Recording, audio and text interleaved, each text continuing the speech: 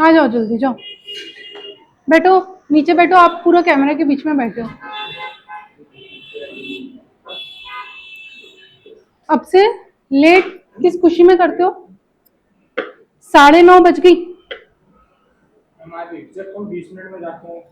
तो exact 20 minute का break होता ही नहीं है ना, आपको सर ने शार्प इसीलिए 9:15 बोला है। मैं लेट आई वो चल सकता है, आप लेट आए वो नहीं चल सकता। समझ में आई क्या बात? कल से रुकेंगे नहीं बोला 2 मिनट भी। चलो ओपन करो बुक्स। क्या ओपन करोगे? Study mate notes. स्टार्ट करें? Good morning. अभी अपन वापस ब्रीफली देखेंगे ओवरहेड क्या होते हैं, ओवरहेड कैसे काम करता है, ठीक है?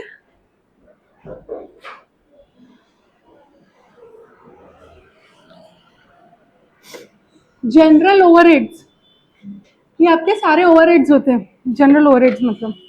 अब इसमें क्या लिखा है? स्टेज 1 प्राइमरी डिस्ट्रीब्यूशन, यानी first level of distribution overheads का।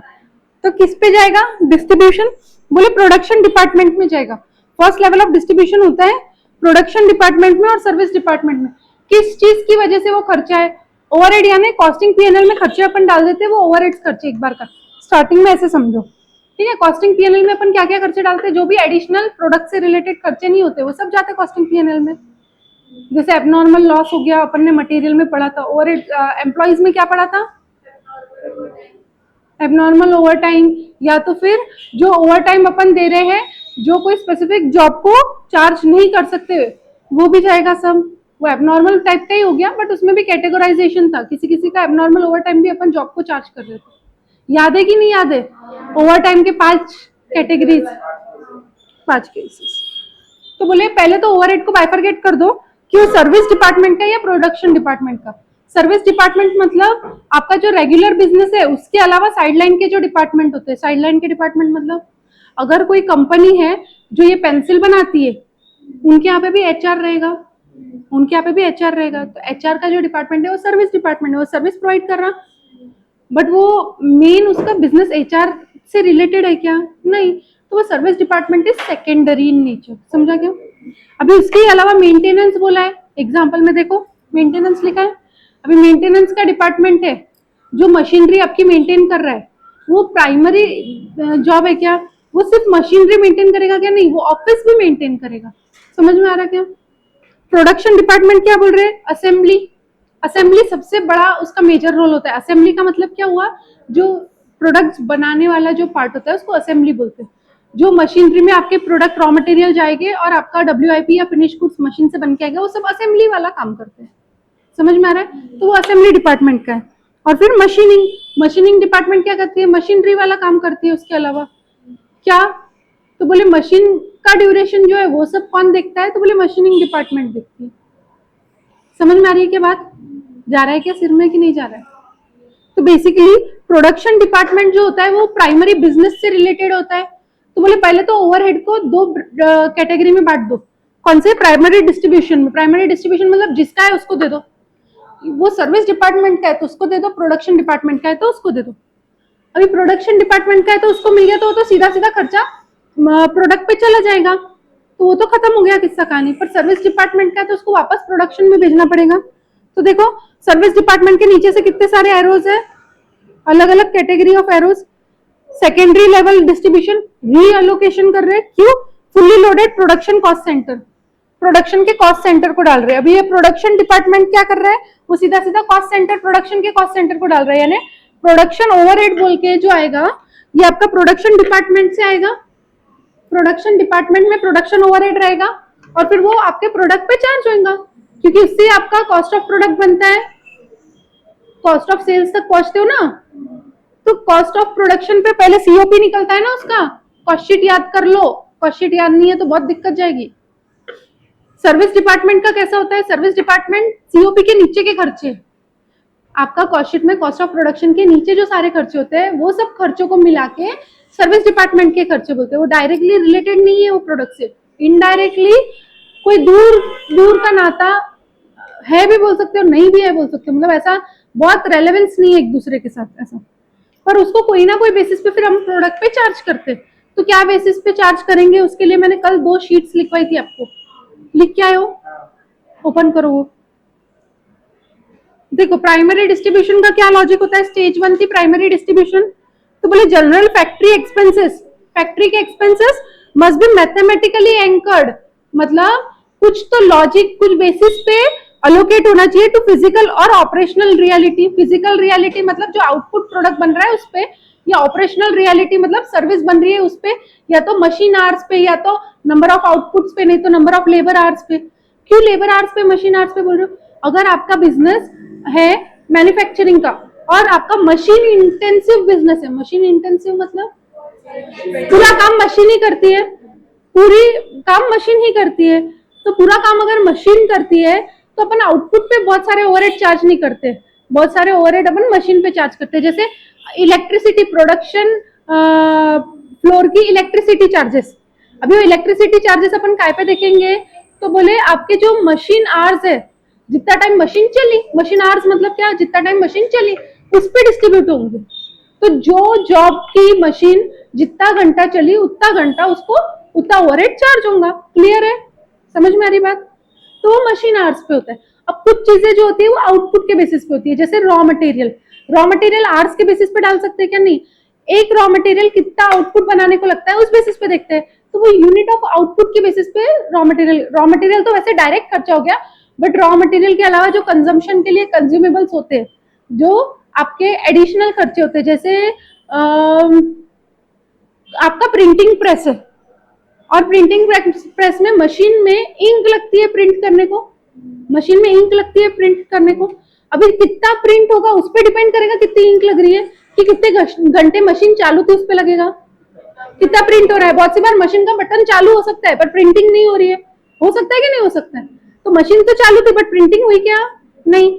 तो प्रिंटिंग कितनी हुई, यानी आउटपुट अपनी प्रिंटिंग होके कितनी निकली उस पर डिपेंड करेगा कि इंक कितनी यूज हुई है। अब इंक आपका रॉ मटेरियल है क्या? नहीं है। इंक रॉ मटेरियल क्यों नहीं है? रॉ मटेरियल तो पेजेस रहेंगे, पेजेस रहेंगे ना, वो यूज होके फाइनल गुड बन रहे हैं ना, इंक थोड़ी फाइनल गुड्स बन रही है। इंक तो उसमें यूज होने वाला कंज्यूमेबल है, तो वो एक प्रकार का प्रोडक्शन ओवरहेड है। समझ में आ रही क्या बात? क्लिक कर पा रहे हो क्या बोलना चाह रही हूँ मैं? तो मैंने आपको इलेक्ट्रिसिटी बताया जो कि आपका मशीन आवर्स पे रहता है, और मैंने आपको ये बताया इंक बताया जो कि आपका आउटपुट के बेसिस पे रहेगी। वैसे ही प्राइमरी में और ऐसा क्या खर्चा होता है जो लेबर आवर्स पे रह सकता है? नंबर ऑफ लेबर आवर्स पे क्या रहेगा? लेबर आवर्स पे बताओ। कुछ चीजें मशीन पे डिपेंडेंट थी तो अपन ने मशीन आवर्स पे डिस्ट्रीब्यूट किया, कुछ चीजें लेबर पे तो डिपेंडेंट हो सकती है ना। क्या हो सकती है लेबर पे डिपेंडेंट? लेबर क्या करते हैं? लेबर भी प्रोडक्ट बनाते हैं। नहीं, लोडिंग नहीं। लोडिंग क्यों नहीं? लोडिंग क्योंकि आपका कितना प्रोडक्ट है उसको कितना लोड करना है, कहीं कोई भी एक प्लेस से उठा के दूसरी प्लेस पे, उस पर डिपेंड करता है। तो वो मेरा एम्प्लॉय आए ना आए, पैसा तो सब सरी का ही लेने वाले, बाहर वाला व्यक्ति भी आके कर सकता है मेरे लिए वो काम, तो अपना लेबर पे डिपेंडेंट नहीं है। वो एक्चुअली आपका आउटपुट कितना है उस पर अपने को खर्चा लगेगा। 2 किलो का भी उतना ही कुली चार्ज, 2 आपकी बैग है सूटकेस, उसका भी कुली उतना ही चार्ज करेंगे, 10 बैग का भी उतना ही चार्ज करेंगे क्या कुली? नहीं। तो लोडिंग क्या रहता है? कुली जो काम करता है उसको ही लोडिंग बोलते हैं। लोडिंग एंड अनलोडिंग क्या रहता है? माल उठा के भरना, माल उठा के निकालना, उतारना, उतारना और माल चढ़ाना, ये काम लोडिंग अनलोडिंग होता है। तो अभी कुली क्या आपका स्टेशन में पैसा बैग्स के बेसिस पे लेता है ना, कितना सारा सामान है भैया, ज्यादा पैसे लगेंगे, कम सामान है तो रीजनेबल रेट में मान जाता है, राइट? तो वो सामान के बेसिस पे होता है, यानी वो मटेरियल के बेसिस पे होता है, ना कि वो लेबर के बेसिस पे होता है या फिर आवर्स के बेसिस पे होता है। समझ में आया? तो लोडिंग नहीं बैठ सकता यहाँ पे। कोई दूसरा एग्जाम्पल बताओ क्या हो सकता है?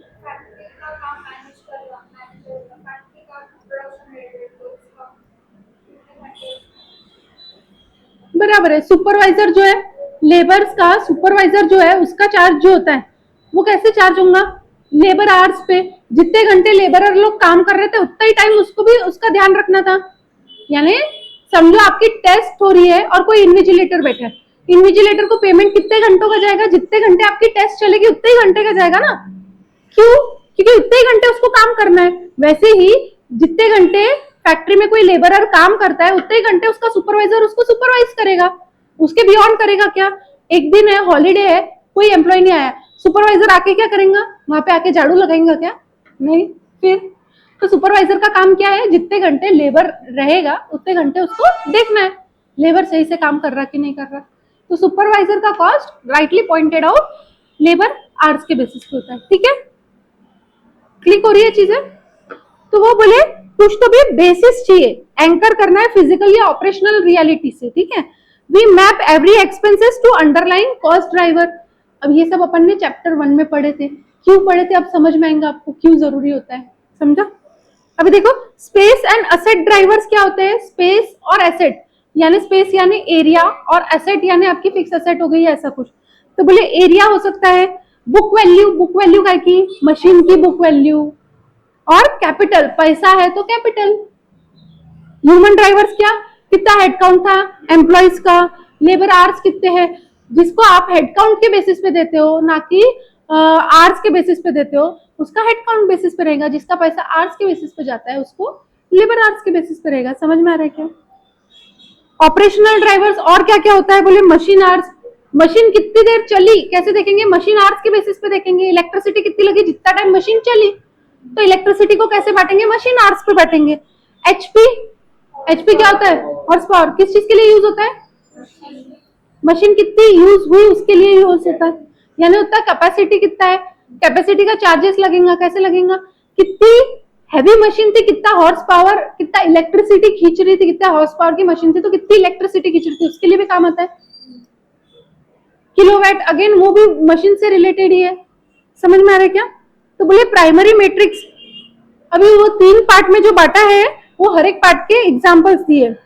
असेट वैल्यू का कैसा, डेप्रिसिएशन ऑफ मशीनरी कैसे चार्ज करेंगे, बोले बुक वैल्यू ऑफ मशीन पे चार्ज करेंगे। ये तो आप भी अभी तक करते आ रहे थे, बुक वैल्यू पे कर रहे थे ना। डेप्रिसिएशन कैसे चार्ज होता है, 1 लाख की मशीन है, 5 साल की लाइफ है, कितना डेप्रिसिएशन 20,000। तो 20,000 काय पे निकला, 1 लाख पे निकला। 1 लाख क्या है, बुक वैल्यू ही है। समझ में आया, बुक वैल्यू पे डेप्रिसिएशन निकालते हैं, चाहे WDV हो चाहे SLM हो, यही सीखा है अपन ने। इंश्योरेंस ऑफ मशीनरी काय पे लगेगा, तो बोले again book value of machine पे। क्यों, मशीन का इंश्योरेंस लेना क्यों जरूरी है, कुछ हुआ तो वारंटी के पहले हो गए तो कंपनी सुधार के देंगी। और इंश्योरेंस मशीन का डिफेक्ट होने के लिए मेजरली नहीं लिया जाता है, डिस्ट्रक्ट होने के लिए लिया जाता है। जैसे आपकी फैक्ट्री है और उसमें बहुत जल्दी फायर कैच हो जाएंगी, वैसी मशीन है। अब जैसे जिसका ढेप का बिजनेस होता है जनरली वहां पे मशीन जल्दी बर्न होने के चांसेस रहते हैं, राइट। क्यों, क्योंकि ढेप पे बहुत जल्दी आग लगती है। फॉडर होता है, वो फॉडर ही बोलते हैं ना, फॉडर ही बोलते हैं। फॉडर पे बहुत जल्दी आग लगती है। उसको कोई भी तुमको एडिशनल उसमें डालना नहीं पड़ता है कंडक्टर। एक जने ने सिगरेट पिया और वो दूर भी फेंका थोड़े पास में, उसको लग गई फॉडर को, तो वो पूरा फॉडर जला देती है। समझ में आ रहा क्या। तो वो फॉडर के साथ साथ उसकी मशीन जलने के भी चांसेस ज्यादा है।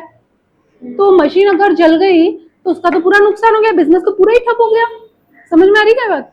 तो फिर करेंगे क्या ऐसे केस में, तो बोले इंश्योरेंस ले लेंगे मशीन का। तो कम से कम मशीन का जो कॉस्ट है वो तो कुछ ना कुछ रिकवर हो जाएगा। 100% भी नहीं मिला इंश्योरेंस तो 80% 90% कुछ तो मिल जाएगा। तो नहीं से कुछ तो अच्छा है। समझ में आ रही बात। तो वो इंश्योरेंस तो किस बेसिस पे लगता है, इंश्योरेंस का प्रीमियम, इंश्योरेंस का कॉस्ट किस बेसिस पे, बोले तुम्हारी कितनी महंगी मशीन है उस हिसाब से प्रीमियम भी ज्यादा कम लगता है।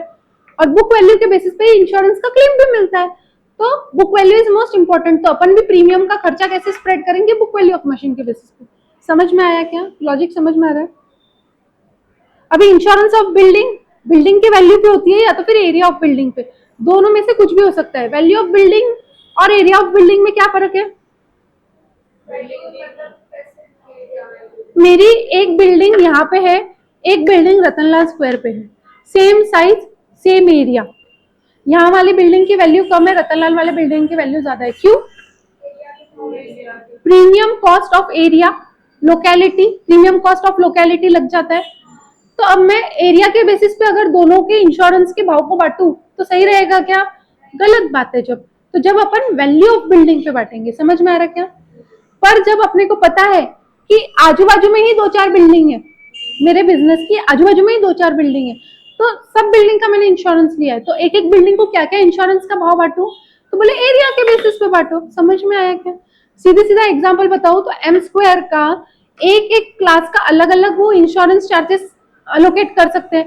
इंटर के क्लासरूम्स का कितना इंश्योरेंस चार्जेस भर रहे मयंक सर, वो सर डिवाइड कर सकते हैं टोटल में से। हाँ या नहीं? कर सकते हैं। किस बेसिस पे करेंगे? किस बेसिस पे करेंगे ना? कितनी स्क्वायर फीट एरिया कितनी इंटर के लिए एलोकेटेड है? आपकी नीचे की क्लासरूम्स जो है वो 5th to 10th के लिए एलोकेटेड है, तो नीचे का कितना स्क्वायर फीट है उतना 5th to 10th का हो जाएगा। ऊपर वाला जो है वो 11th 12th फाउंडेशन इंटर सब का है, तो ऊपर वाला जो स्क्वायर फीट है उसको इंटर और फाउंडेशन और 11th 12th में बटेगा, फिर उसका सब डिविजन और होगा। क्यों? क्योंकि अपने दो अलग अलग डिपार्टमेंट है, 11th से लेके फाउंडेशन का अलग है और इंटर का अलग है। फिर वो जो एरिया वाइज डिवीजन था उसका अलोकेशन और फिर स्टूडेंट वाइज होगा। समझ में आया क्या? तो एकदम अप्रोप्रिएट बेसिस पे डिवाइड होती है चीजें, तो इसमें बार बार रीअलोकेशन होते हैं एक्सपेंस के। समझ में आ रहा है क्या? लॉजिक समझ में आ रहा है कैसे? और वही मयंक सर को समझो रतनलाल स्क्वायर पे CSR है, तो वो भी मयंक सर का है फॉर एग्जाम्पल, तो मयंक सर वहां का इंश्योरेंस का पैसा कैसे बांटेंगे? वैल्यू ऑफ बिल्डिंग के बेसिस पे, क्योंकि उसका चार्ज अलग है। उसका प्रीमियम चार्ज क्यों है? एरिया छोटी है फिर भी प्रीमियम चार्ज है। क्यों प्रीमियम चार्ज है? बोले लोकेशन ऐसा है, लोकेशन प्राइम है। बहुत सी बार बहुत सी कंपनीज, अभी जैसे आप लोगों ने कभी आप गोरक्षण रोड से पास होते रहेंगे तो आपने देखा अभी कल्याण ज्वेलर्स बन रहा है वहां पे, राइट? सामने कौन है? तनिष्क है। ये लोगों को इंश्योरेंस करना बहुत जरूरी है अपनी बिल्डिंग का। क्यों? क्यों? सबसे ज्यादा चोरी होने के चांसेस है। चोरी हो गया तो सबसे बड़े बड़े लॉस होंगे एक्चुअली, इसलिए चोरी तो सबके होने के चांसेस है, पर इनका चोरी हो गया तो भैया कंगाल हो जाएगा अगर इंश्योरेंस नहीं करेंगे तो, क्योंकि बहुत मोटे अमाउंट का गुड्स स्टोर है उसके बिल्डिंग में। उनके लिए gold is goods, right? Silver is goods, diamonds are goods, हाँ या नहीं? वो लेवा बेची किस चीज की कर रहे हैं? गोल्ड सिल्वर डायमंड की, तो वो उसके लिए गुड्स हो गए। बात सही है? समझ में आ रही है? तो उनका वो प्रोडक्ट डिस्ट्रॉय हो गए, डैमेज हो गया या थेफ्ट हो गया तो वो लोग तो पूरे नुकसान में चले जाएंगे, तो उनको इंश्योरेंस लेना जरूरी है। अब मुझे बताओ, कल्याण ज्वेलर्स जो बन रहा है उसके बाजू में कोई तो इडली बिडली है, कोई तो है दुकान। अब वो बंदे ने इंश्योरेंस लिया, उसको इंश्योरेंस और कल्याण ज्वेलर्स का दोनों का एरिया सेम है, square feet same to same है, कल्याण ज्वेलर्स को भी सेम प्रीमियम और उसको भी सेम प्रीमियम लगेगा क्या? क्योंकि कल्याण ज्वेलर्स के पास रिस्क ज्यादा है। क्यों ज्यादा रिस्की है? इंश्योरेंस वाला क्या बोलेगा, तू बहुत महंगा माल भर के रख रहा, तेरा रिस्क ज्यादा है, नुकसान हुआ तो मेरे जेब से भी बहुत बड़ा पैसा जाएगा, हाँ या नहीं? तो मैं देखो ज्यादा अमाउंट का प्रीमियम चार्ज करूंगा, वो इडली वाले से ज्यादा अमाउंट का प्रीमियम चार्ज करेगा क्या? नहीं करेगा। समझ में आया क्या लॉजिक? सेम लोकेशन में आजू बाजू में दुकान सेम साइज की, पर डिफरेंस इन इंश्योरेंस चार्जेस। तो प्रीमियम चार्ज हो रहा है किसी को, तो उसको किस बेसिस पे जाएगा? Value of building. यानी वैल्यू ऑफ बिल्डिंग यहाँ पे कैसे देखेंगे? उसके अंदर के स्टॉक की कितनी एटर्नल वैल्यू है, यानी कितना उसका सब्सटेंस ओवर फॉर्म देखना पड़ता है। वो बिल्डिंग की कीमत, स्ट्रक्चर की कीमत तो बहुत कम रहेंगी, पर वो लोकेशन की कीमत या वो बिजनेस ऐसा है कि उसका रिस्क ज्यादा है, तो उस बेसिस पे उसको ज्यादा चार्ज होगा। समझ में आ रहा है लॉजिक? अभी रेंट कैसे है, तो बोले रेंट तो एरिया वाइज ही बांटना पड़ेगा स्क्वायर फीट के हिसाब से।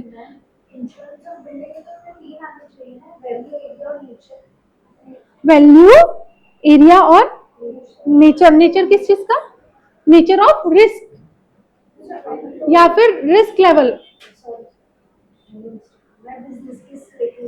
एक ही बिजनेस का एग्जाम, मैं यहाँ पे मल्टीपल बिजनेस कंपेयर कर रही हूँ साथ में, वो तो एक ही बिजनेस देंगे आपको, आपको एक ही बिजनेस देंगे वो। वहां पे आपको क्या करना है, आपके वेयर हाउस का वर्सेस आपके आउटलेट का जहां से आप सेल कर रहे हो वर्सेस आपके प्रोडक्शन फ्लोर का, वो सबका इंश्योरेंस आप साथ में लोगे। तो वेयर हाउस के इंश्योरेंस का चार्जेस में भी ज्यादा रहेगा, प्रोडक्शन फ्लोर के इंश्योरेंस का चार्जेस ज्यादा रहेगा, या फिर आपके आउटलेट के फ्लोर का चार्जेस ज्यादा रहेगा। किसका ज्यादा रहेगा बताओ? डिपेंड करता है आप क्या बिजनेस में हो।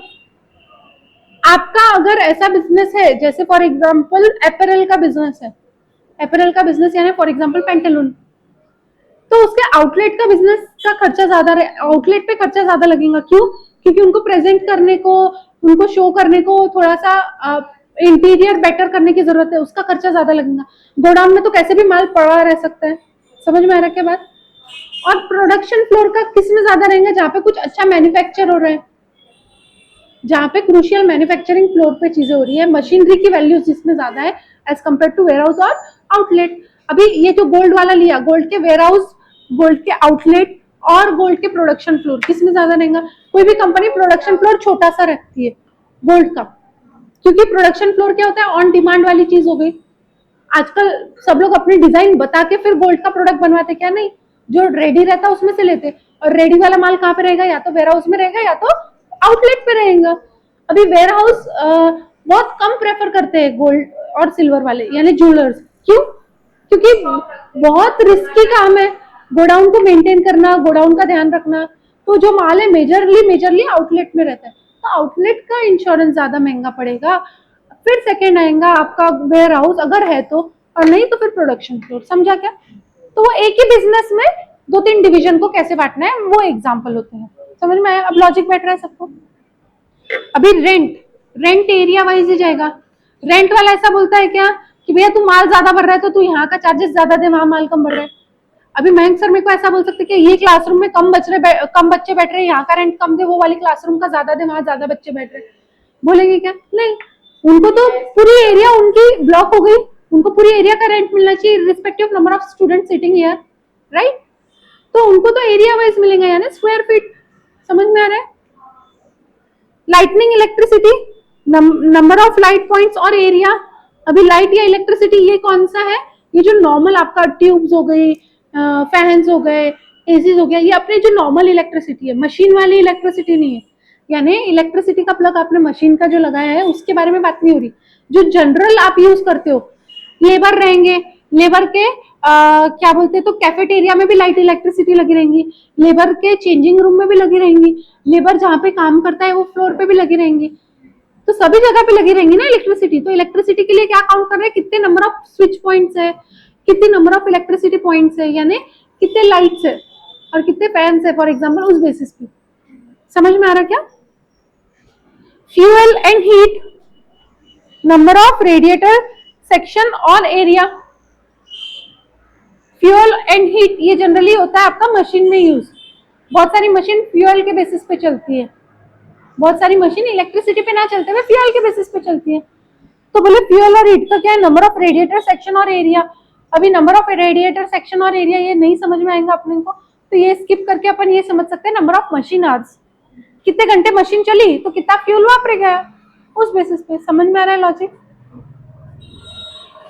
अभी ह्यूमन रिसोर्स ऑपरेशन का कैसा, पेरोल के एक्सपेंसेस को कैसे बांटेंगे, बोले नंबर ऑफ एम्प्लॉयज के बेसिस पे बांटेंगे। अभी कैंटीन एक्सपेंसेस को कैसे बांटेंगे, नंबर ऑफ एम्प्लॉयज पे बांटेंगे। अगर चाय कॉफी का वेंडिंग मशीन रखा है मैंने, तो उसमें से कितनी चाय कितनी कॉफी गई। अभी ऐसा हो सकता है कि नमित आके 2 बार चाय पी रहा हो और प्रेम 1 भी बार चाय ना पी रहा हो, बट मेरे पास उसका कोई ट्रैक रिकॉर्ड है क्या? तो मैं अंदाजा क्या बोलूंगी, अंदाजन एक एम्प्लॉय दिन में 2 बार चाय पीता है, तो नंबर ऑफ एम्प्लॉयज के बेसिस पे मैं खर्चे को चार्ज करूंगी।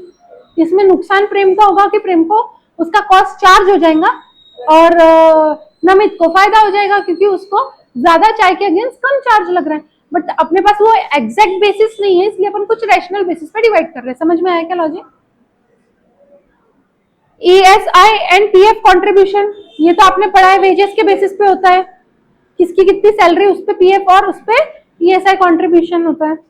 इनडायरेक्ट वेजेस मतलब क्या?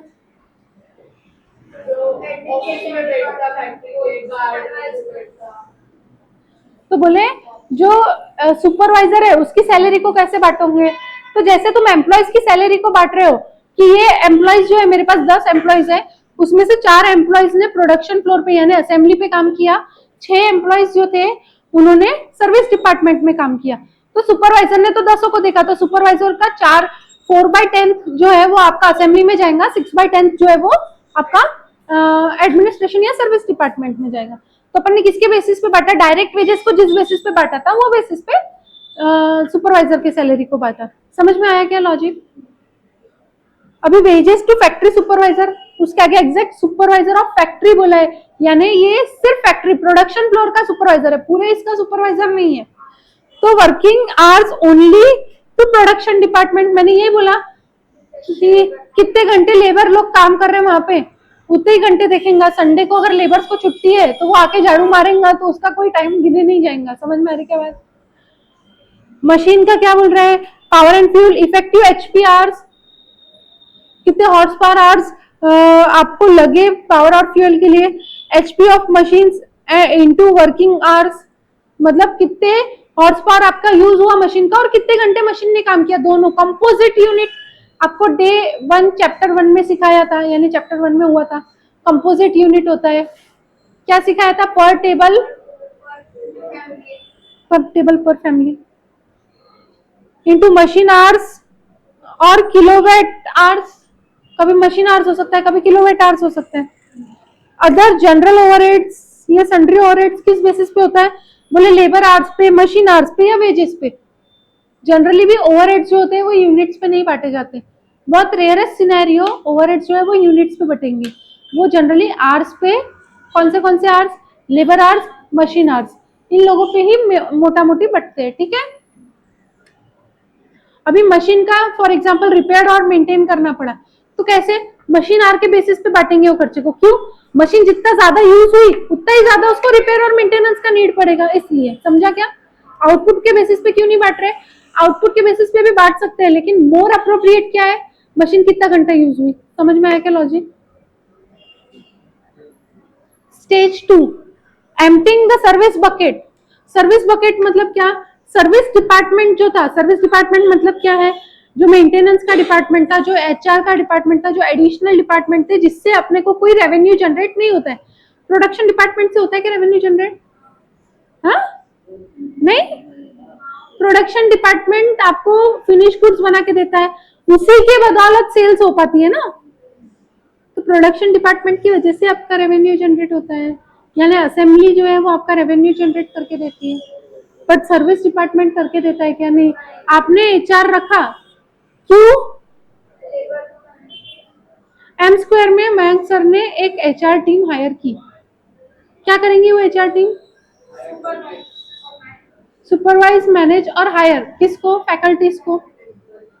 उससे कोई डायरेक्टली बेनिफिट होने वाला है क्या? एचआर खुद आके पढ़ाएगा क्या? अगर फैकल्टीज नहीं आई तो, या फैकल्टीज नहीं मिली तो एचआर पढ़ा सकता है क्या? नहीं। पर एचआर क्या देखेगा? Best quality of faculties hire करवाने को देखेगा, तो इनडायरेक्टली हेल्प कर रहा है। तो वो एचआर डिपार्टमेंट हो गया आपका सर्विस डिपार्टमेंट। समझ में आ रही क्या बात? अब वो सर्विस डिपार्टमेंट या फिर कैंटीन, जैसे यहाँ पे बताया कैंटीन, प्रोडक्शन वाले जगह पे, मैन्युफैक्चरिंग जगह पे कैंटीन रखना जरूरी है। आपके लेबर लोग सुबह 6 बजे आ जाते हैं, फर्स्ट राउंड ऑफ लेबर्स, बेचारे डब्बा लेके आते हैं क्या? डब्बा लेके नहीं आते, कैंटीन रखना पड़ेगा। कैंटीन रखना पड़ेगा, किसको रिक्वेस्ट करनी पड़ेगी कैंटीन रखने के लिए? करो रिक्वेस्ट फिर। तो कैंटीन रखा तो कैंटीन का खर्चा कौन बेयर करेगा? तो मयंक सर, यानी क्या? असेंबली डिपार्टमेंट बेयर करेगा। जहां से पैसा आ रहा है वो डिपार्टमेंट बेयर करेगा। तो वो डिपार्टमेंट को पैसा बेयर करवाना है तो पहले तो तुमको कुछ बेसिस पे वो बांटना पड़ेगा। क्या बेसिस पे बांटोगे? नंबर ऑफ स्टूडेंट्स जिसके अगेंस्ट पैसा मिल रहा है। क्यों? कुछ पुराने ऐसे भी स्टूडेंट होंगे जो ऐसे ही आके बैठे होंगे, मतलब जिनका क्लासेस खत्म हो गया लेकिन एग्जाम्स बाकी है। तो बच्चे बैठते हैं ना, क्लासेस खत्म हो गया, एग्जाम बाकी है, आके यहाँ पे आके एज अ लाइब्रेरी यूज करके। मयंक सर अलाउ नहीं करते क्या? करते हैं अलाउ, पता होगा आपको, अलाउ करते हैं ना। हाँ, अलाउ होता है। तो मयंक सर को पैसे मिल रहे क्या? वो उसके अगेंस्ट नहीं मिल रहे। क्यों नहीं मिल रहे? उन्होंने कोर्स पढ़ा दिया, उसके ही पैसे मिले। बाद में तुम आके बैठ रहे हो, उसके पैसे नहीं दे रहे तुम। पर मयंक सर का जगह जा रहा, जब भी इलेक्ट्रिसिटी भी यूज हो रही, कैंटीन भी यूज होगा, तो फिर मयंक सर को उसके अगेंस्ट पैसा मिलेगा क्या? नहीं। तो कुछ रैशनल बेसिस पे पैसा डिवाइड होगा ना। समझा क्या? लॉजिक समझ में आ रहा है? वो तो आप लोगों के केस में आप एग्जांपल देख रहे हो, इसलिए अगर आप सोचोगे एम्प्लॉयज के केस में तो नहीं होना चाहिए। एम्प्लॉयज मतलब यहाँ पे लेबर की बात हो रही है, प्रोडक्शन मैन्युफैक्चरिंग डिपार्टमेंट की बात हो रही है। मैन्युफैक्चरिंग डिपार्टमेंट में कौन से लेबर्स काम करते हैं? जो स्किल्ड होते हैं या अनस्किल्ड होते हैं? जनरली सेमी स्किल्ड और अनस्किल्ड लेबर्स ही होते हैं, जो मेहनत वाला काम करते हैं फैक्ट्री वगैरह में जाके। आप लोगों को, आप चार्टर्ड अकाउंटेंट बन गए, उसके बाद अगर आपको बिठाया एक सिस्टम पे, बोले आपको सिस्टम पे कुछ नहीं करना है, बैठे बैठे ऑटोमेटिकली मशीन को चालू करना है, सिस्टम पे बटन दबा के और बंद करना है।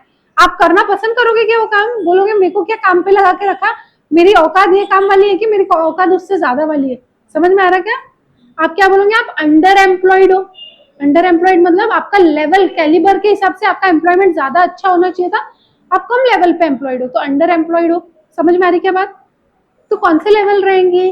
सेमी स्किल्ड और अनस्किल्ड वाली, तो वो उनको फुकट में खाना मिलेगा जब भी वो काम करेंगी ना। वो क्या बोलेंगी, हम 6 बजे आ गए, हमारी बीवी तो बच्चों का टिफिन बनाने को बिजी थी, बच्चे जा रहे थे एम स्क्वायर पे पढ़ने, तो हमको तो काम करना था, मजदूरी करना था, हम आ गए, है या नहीं, तो हमारे लिए खाना फ्री में रखो, बोलेंगे कि नहीं बोलेंगे, समझा। तो उनको तो फ्री में देना पड़ेगा, और उसका खर्चा जो कंपनी बेयर कर रही है वो खर्चा जाएगा आपका असेंबली डिपार्टमेंट में। असेंबली डिपार्टमेंट में क्या बेसिस पे जाएगा, कितने लेबर्स प्रोडक्शन फ्लोर पे काम कर रहे हैं, कैंटीन में तो सारे लेबर्स आएंगे, जो स्किल्ड रहेंगे, सेमी स्किल्ड रहेंगे और अनस्किल्ड रहेंगे, पर कितनों का खर्चा आपका सर्विस डिपार्टमेंट बेयर करेगा, सेमी स्किल्ड अनस्किल्ड का, तो वो उसको असेंबली डिपार्टमेंट में वैसे डिवाइड होगा। समझ में आ रही क्या बात है। Secondary distribution is mathematical process of reallocation of service department overhead exclusively to production department। बोले आपने ओवरहेड को पहले तो सर्विस डिपार्टमेंट में बांटा, अब उसको कोई ना कोई तरीके से असेंबली डिपार्टमेंट में बांट रहे हैं, तो सेकेंड टाइम अलोकेट कर रहे हो, उसको रीअलोकेशन ऑफ ओवरहेड्स बोलते हैं। समझ में आ रही क्या बात। तो उसको भी कोई मैथमेटिकल बेसिस पे ही बांटेंगे, कोई रैशनल बेसिस पे, इरेशनल बेसिस पे नहीं बांटेंगे। जैसे कि बोले ह्यूमन रिसोर्स या वेलफेयर से रिलेटेड कोई भी खर्चा है, जैसे time keeping and accounts, accounting team का जो खर्चा है, या फिर कोई टीम है जो टाइम मैनेजमेंट कर रही है एम्प्लॉयज का, मतलब एक आदमी सुपरवाइजर को बिठाया है, वो आपके बाहर खड़े रह के एंट्री कर रहे हैं, हाँ आप आए, कितने बजे आए। हॉस्टल वालों को थोड़ा बेटर आइडिया होगा कैसे मेंटेन होता है वो, तो वो जो होता है वो आदमी की जो सैलरी होंगी वो सैलरी कहाँ जाएंगी, तो बोले नंबर ऑफ एम्प्लॉयज की बेसिस पे बटेंगी, क्योंकि वो सब एम्प्लॉयज का कॉस्ट बेयर कर, चार्जेस लिख रहा है, टाइम लिख रहा है, तो सब एम्प्लॉयज के अगेंस्ट कॉस्ट बेयर हो रहा है उसका। कैंटीन का भी सेम। पर्सनल डिपार्टमेंट मतलब एचआर वगैरह। कैंटीन हो गया, पर कैंटीन एंड वेलफेयर क्यों लिखा है, जैसे मेडिकेशन रखना पड़ता है, इमरजेंसी में मेडिकल रूम रखना पड़ता है, फर्स्ट एड किट रखना पड़ता है, उसका खर्चा भी। हॉस्पिटल एंड डिस्पेंसरी, उसके नीचे एग्जैक्ट वही वर्ड्स में बोल दिया उसने। स्टोर्स कौन से, तो बोले value of material issued, value of stores requisition. जो स्टोर्स डिपार्टमेंट वाले, स्टोर्स में भी तो लोग रहेंगे, स्टोर्स यानी वेयर हाउस, वेयर हाउस में कौन लोग रहेंगे, वो देखेंगे, रीऑर्डर लेवल पे माल पहुंचते से फोन लगाएंगे सप्लायर को, भैया माल भेजो, कितना भेजो, ईओ क्यू भेजो, आरओ क्यू भेजो, याद आ रहा है कि नहीं आ रहा है। तो वो जो इंसान वो काम करेगा उसकी भी तो सैलरी कहीं ना कहीं चार्ज होनी चाहिए, तो उसकी सैलरी किस बेसिस पे चार्ज होंगी, बोले कितना माल आ रहा, कितना माल यूज हो रहा, उस बेसिस पे। कंप्यूटर सेक्शन आधी हुई है, इन बिटवीन आधे बच्चों का हुआ है, आधा बाकी है। कंप्यूटर आवर्स, कंप्यूटर सेक्शन को कंप्यूटर आवर्स, कंप्यूटर सेक्शन मतलब कोई है जो कुछ डेटा प्रोसेसिंग कर रही है। स्टोर्स वाले का लेजर, आपने स्टोर्स लेजर मेंटेन किया था, जो लेजर मेंटेन कर रहा है वो कंप्यूटर पे ही कर रहा होगा, हाथ से मैन्युअली तो बना नहीं रहा होगा, तो उसका कैसे, तो बोले कंप्यूटर आवर्स के बेसिस पे। समझ में आ रहा है क्या। थ्योरी थोड़ी बोरिंग है, आई नो।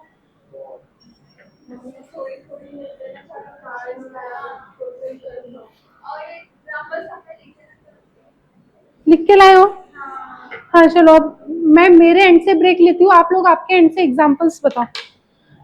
चलो होमवर्क होमवर्क होमवर्क, हाँ चलो होमवर्क। वहां से क्या होता है, यहाँ से वहां से कुछ नहीं, नहीं मैं रैंडमली किसी को भी पिक करूंगी, मैं रैंडमली किसी को भी पिक करूंगी। प्रीत बताओ एग्जांपल।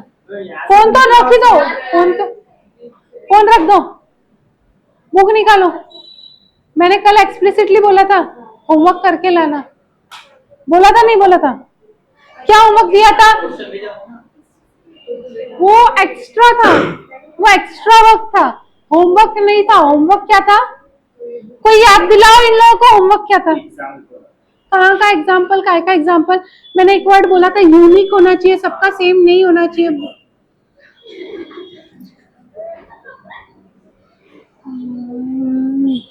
कुछ नहीं हो सकता तुम्हारा।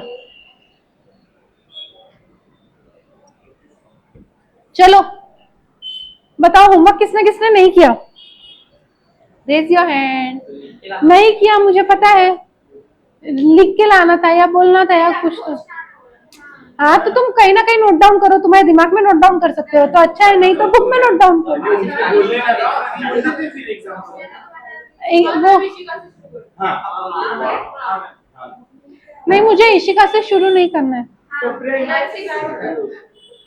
भूमि बताओ, भूमि बताओ। नहीं मैं रैंडमली, अच्छा चलो अपन अल्फाबेटिकली जाते। आस्था, अल्फाबेटिकली, किसी के साथ कोई चीटिंग नहीं। आस्था चलो क्विकली, टाइम वेस्ट नहीं प्लीज, क्विकली लिखा होगा ना कुछ तो दिमाग में। आपने तो कल ही सोच लिया था हॉस्टल, हॉस्टल सोच लिया था आपने कल ही, मुझे याद है। आपको भी याद है? हाँ? हो, यहाँ से दिक्कत है लाइफ में, क्वेश्चन ही नहीं पता था आंसर क्या दूंगी। किसी को भी याद नहीं है होमवर्क क्या नहीं? अच्छा ऑनेस्टली बता दो किसने किसने होमवर्क नहीं किया। चलो अपन ये स्किप करेंगे एक्टिविटी, बता दो किसने किसने नहीं किया। नहीं मुझे पता है आप तीन ने तो किया नहीं है। क्या किया है तो आप बताओ तो सही, पहले आप बताओ क्या किया है। किया है तो फिर बताने को क्या दिक्कत है।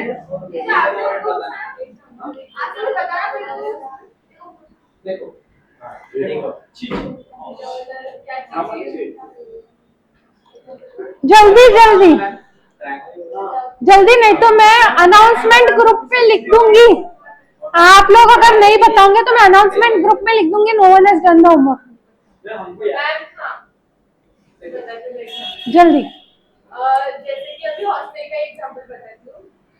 हॉस्टल वालों ने जैसे कि बेड और कबर्ड खरीदा, तो वो डायरेक्ट इसमें जाता क्योंकि वो पर हेड खरीदा। जो भी बच्चे वगैरह आते एडमिशन लेते हैं तो पर हेड उनको डिस्ट्रीब्यूट होता है एंसिलरी। हाँ फिर नेक्स्ट अगर जो कुक आते हॉस्टल में खाना बनाते तो उसका पर हेड थोड़ी ना जाता, वो डायरेक्टली जितना बनाते जिसको ने खाया नहीं खाया उतना बाद में वो मंदिर वगैरह में चल जाता, तो वो इनडायरेक्ट हो गया। करेक्ट पर हेड नहीं जाता। करेक्ट। फिर नेक्स्ट है जो वार्डन है, जो वार्डन की सैलरी है तो उसका भी इनडायरेक्ट हो गया। वार्डन की सैलरी पेमेंट है, करेक्ट। अभी कुक का पैसा कैसे चार्ज होगा, कुक का पैसा कैसे चार्ज होगा। पहले तो कुक का पैसा सर्विस डिपार्टमेंट में जाएगा, कैसे पूरा की पूरा, क्योंकि वो सेकेंडरी काम कर रही है, सर्विस डिपार्टमेंट में जाएगा पूरा। समझो कुक को 50,000 रुपए सैलरी मिल रही, 50,000 अ मंथ, तो 50,000 कुक का पैसा जो है वो जाएगा पूरा सर्विस डिपार्टमेंट में।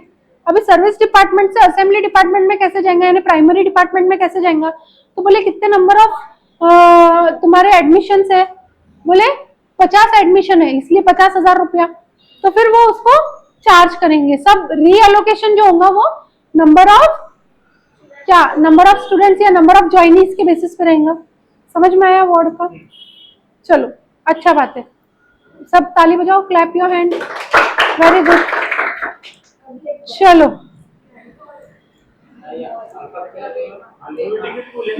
मेरा थोड़ा अल्फाबेटिकली खराब है। मेरे अल्फाबेट में ए के बाद पी आता है। चलो प्रीत, चलो बताओ।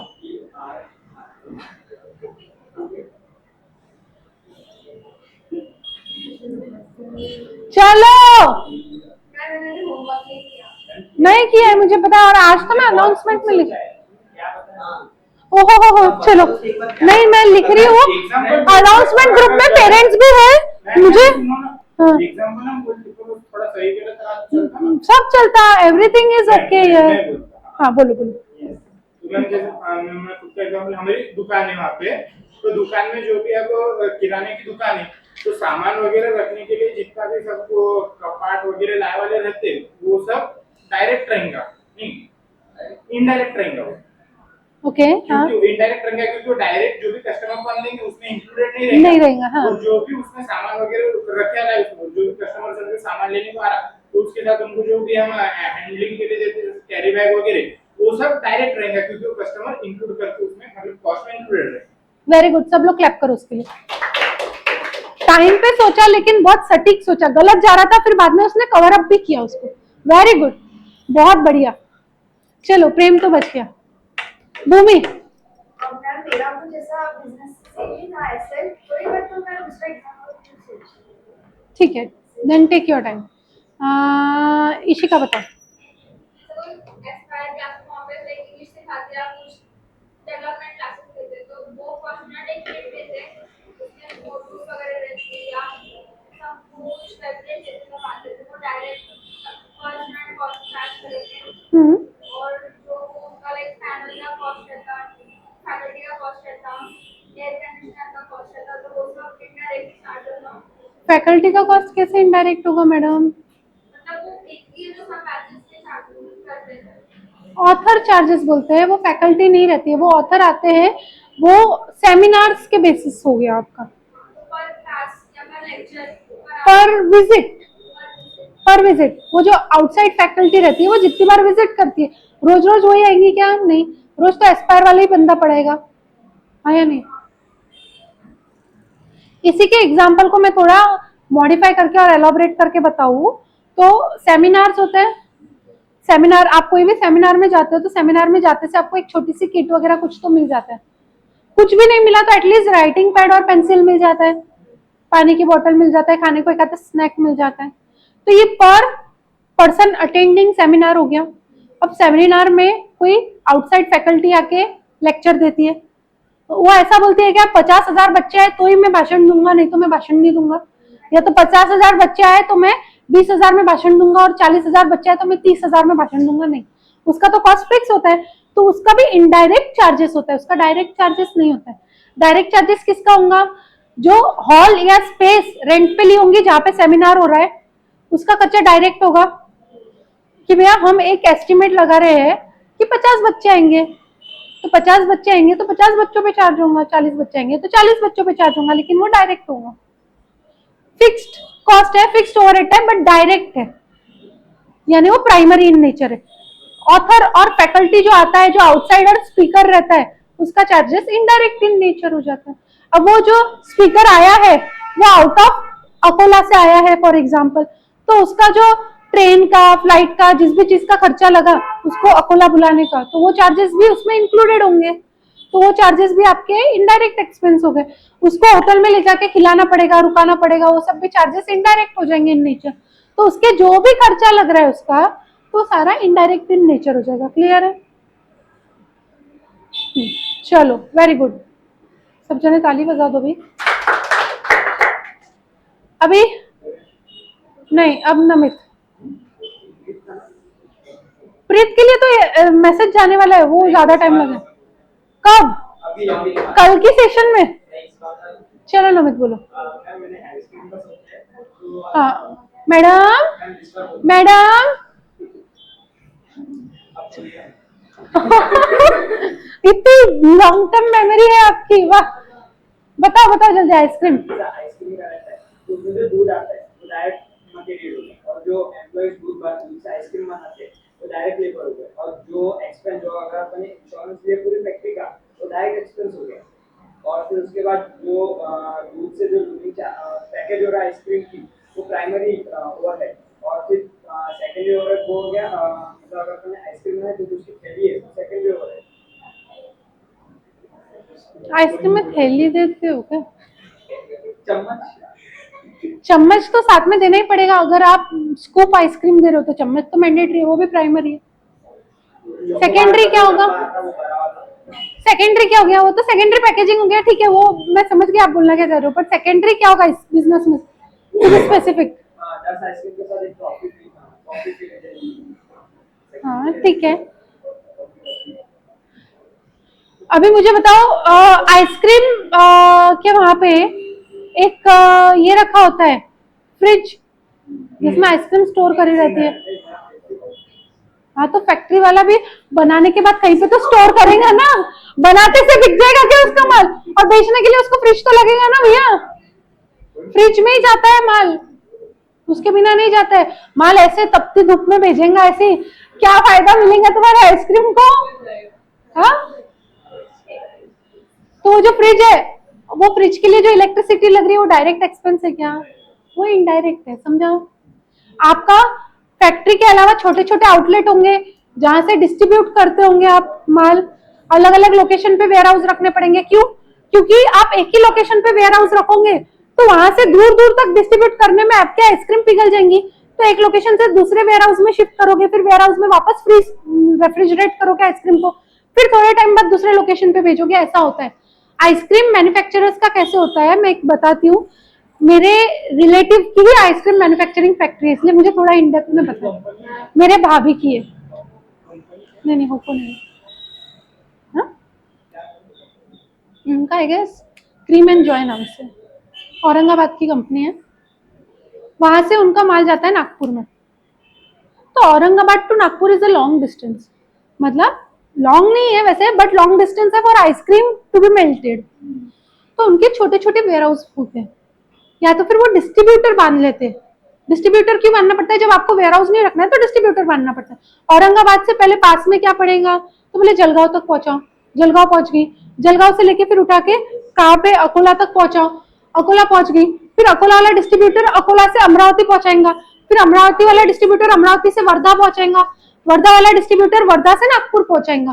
क्यों ऐसे बिट्स एंड पार्ट्स में करना पड़ता है, क्योंकि आपकी आइसक्रीम पिघल ना जाए। समझ में आ रहा क्या? जब आइसक्रीम का मूवमेंट होता है, ट्रांसपोर्ट होता है, तो काय में होता है, वो पूरा आइसक्रीम का फ्रिज जाता है क्या? नहीं, वो ना कूलिंग बॉक्सेस रखते हैं, वो कूलिंग बॉक्सेस पे टेम्पररीली हेल्प कर सकते हैं कूल करने को। तो आपका जो मेन पर्पज है आइसक्रीम कूल रहना चाहिए, वो होगा ही नहीं। अगर लंबा डिस्टेंस रहा तो कूलिंग बॉक्सेस भी फेल हो जाएंगे, इसीलिए उसके डिस्ट्रीब्यूटर या वेयर हाउस शॉर्ट डिस्टेंस पे होते हैं। ठीक है, तो समझा क्या भैया? इसीलिए उसका बिजनेस में इनडायरेक्ट खर्चे ज्यादा होते हैं डायरेक्ट से। सेम आइसक्रीम सेम लाइंस में कोल्ड स्टोरेज ट्रक्स जो होते हैं, बट वो सब बहुत लॉन्ग टर्म के लिए कोल्ड नहीं स्टोर कर सकते, उसमें फ्रिज नहीं होता है, वो फ्रिज को इलेक्ट्रिसिटी लगता है। कोल्ड स्टोरेज ट्रक को इलेक्ट्रिसिटी नहीं, वो खुद ही फ्रोजन रखते हैं, बट वो लॉन्ग डिस्टेंस नहीं कवर कर पाते। और उतनी एडवांस टेक्नोलॉजी और उतना खर्चा बेयर करने की कैपेसिटी हर किसी की होनी चाहिए, वो भी एक चीज होती है। जनरली जो छोटे मोटे बिजनेसेस होते हैं जिसको कूलिंग की नीड होती है, वो आइस बॉक्सेस में ही स्टोर करके बेचते हैं, तो वो शॉर्ट डिस्टेंस ही स्टोर कर पाते हैं। अभी किसी को एग्जाम्पल और कोई सूझ रहा है? हाँ, भूमि बाकी है, देवांशी बाकी है, मुझे पता है। याद आ गया? सोच लिया, नया डिस्कस कर लिया, मिल गया अप्रूवल पड़ोसी का? चलो अब सबको भी बता दो। हाँ, फ्लावर बेचने वाले, उनको पता नहीं है ना क्या होता है, वो बोलेंगे फ्लोरिस्ट। वही सोचा ना? उसको स्वीपर बोलते हैं।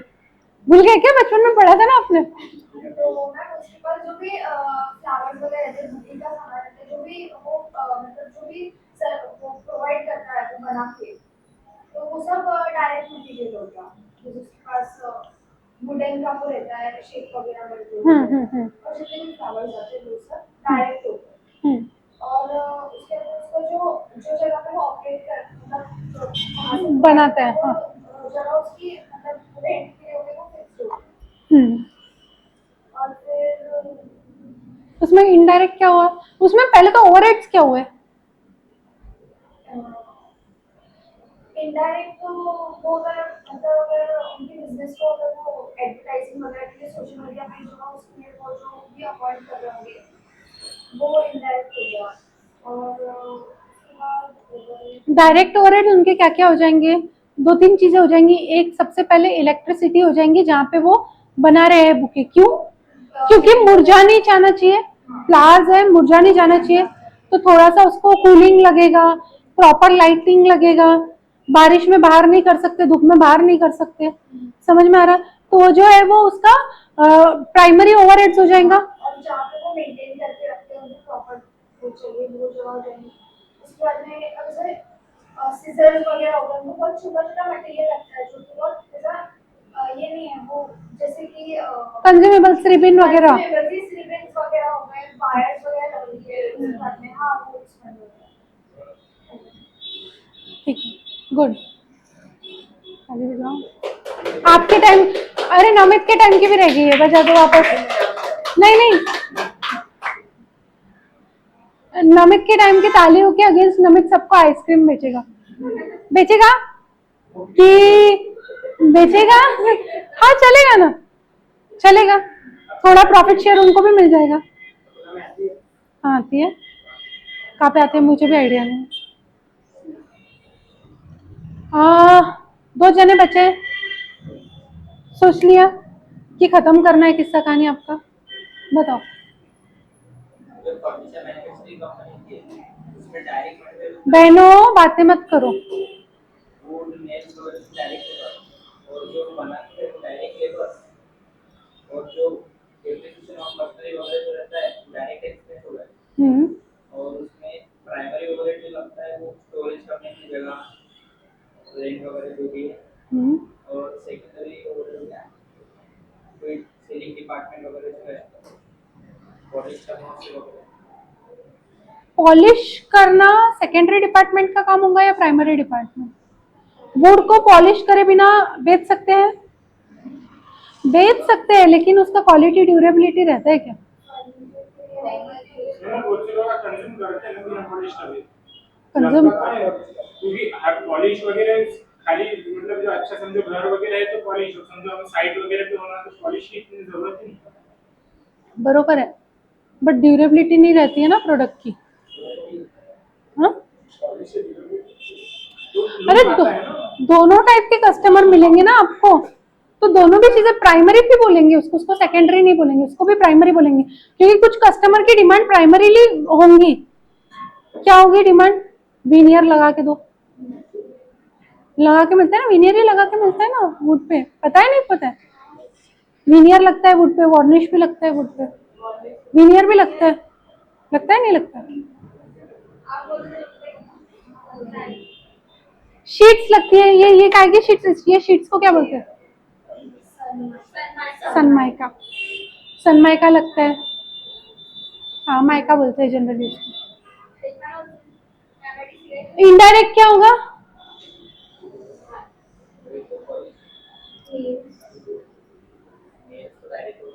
इनडायरेक्ट बताओ क्या होगा? इनडायरेक्ट खर्चा क्या करेंगे आप फर्नीचर बिजनेस में? आप इनडायरेक्ट मशीन वगैरह नहीं, वो सब तो आपका उसका डेप्रिसिएशन सब डायरेक्ट लगेगा उसका। इनडायरेक्ट खर्चा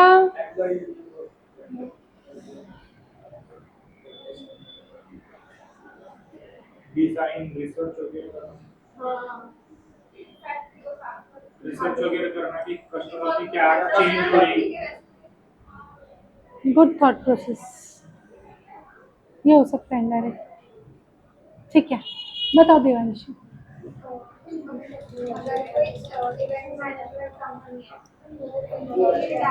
बातें नहीं,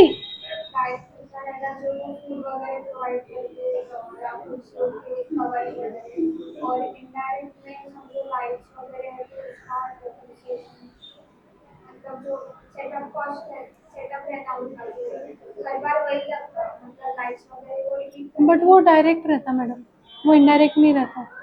इवेंट मैनेजमेंट कंपनी के पर्सपेक्टिव से बोल रहे हैं ना, तो इवेंट मैनेजमेंट कंपनी का प्राइमरी बिजनेस ही क्या होता है? सेटअप लगा के देना। तो सेटअप का जो भी कॉस्ट रहता है वो आपका डायरेक्ट ही जाएगा ओवरहेड्स में, ठीक है? अभी इवेंट मैनेजमेंट कंपनी है, आपको बोला है, आपको एक इवेंट ऑर्गेनाइज करके दिया है, फ्रेशर्स पार्टी। हाँ मिल रही है, सुन लो अभी मिल रही है, फ्रेशर्स पार्टी मिली, मेरे पास एक कॉन्ट्रैक्ट आया इवेंट मैनेज करने का। अब मैंने क्या किया, मैंने मेरा पूरा सेटअप लगाया, तो सेटअप का जो भी मेरा मटेरियल यूज हुआ वो डायरेक्ट मटेरियल हो गया, जो लोग ने आके सेटअप लगाया वो मेरे डायरेक्ट लेबर हो गए। सेटअप में जो जो सामान यूज हुआ जो मैं रीयूज कर सकती हूँ वो मेरा सेटअप का एक्सपेंस कॉस्ट हो गया, उसका डेप्रिसिएशन वगैरह, जो मेरा ओवरहेड हो गया basically primary overhead. Secondary overhead क्या होगा इसमें? मैंने जो सेटअप लगाया है उसके हर सेटअप के नीचे ना मैंने यहाँ पे मेरा छोटा सा एडवर्टाइज करके रखा है, event managed by so and so, event managed by so and so रहता है हर जगह पे। अभी आप कोई एक्सपो में गए होंगे तो वहाँ पे नीचे लिखा हुआ रहता है इवेंट मैनेज्ड बाय, अपना एडवर्टाइज करते हैं, तो वो सेकेंडरी खर्चा है, तो वो आपका हो गया सेकेंडरी ओवरहेड। या तो फिर आपने सेकेंडरी ओवरहेड में इवेंट मैनेजमेंट में क्या आ जाएगा, आपका इवेंट था फ्रेशर्स पार्टी का, तो आपको फ्रेशर्स पार्टी के हिसाब से अरेंज करना था, लेकिन आपने एडिशनल सर्विस देते हुए पिकअप एंड ड्रॉप फैसिलिटी दी, तो वो आपका प्राइमरी बिजनेस नेचर था क्या? नहीं, तो वो सेकेंडरी ओवरहेड खर्चा हो गया। आपने ओवर एंड अबाउ दिया, उन्होंने बोला इतना पैसा नहीं दूंगा, तो आपने बोला ठीक है मैं इसमें पिकअप एंड ड्रॉप भी मिला दूंगा, चिंता मत करो। समझ में आया क्या? समझ में आ रहा है लॉजिक? चलो आगे बढ़े। Yes, clap your hands. क्या रह गया? क्या रह गया? किसके लिए रह गया? ओ हाँ, बजाओ बजाओ। Sorry sorry sorry. अभी आपका काम है ना याद दिलाना। हाँ, very good. Now that's like a clap.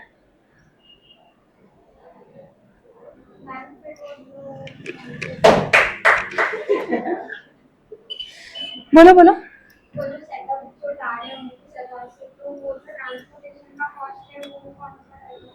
वो भी ओवरहेड से रहेंगे और वो डायरेक्ट प्रोडक्शन ओवरहेड्स रहेंगे बेसिकली। अभी थोड़ा सा अपन इलस्ट्रेशन के थोड़ा पहले पहले, क्या हो गया भैया? कब से गायब है क्या?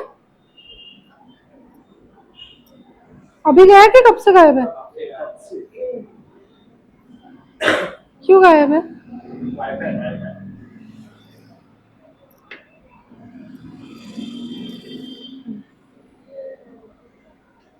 Methods of reapportionment. किस चीज का रीअपोर्शन होगा?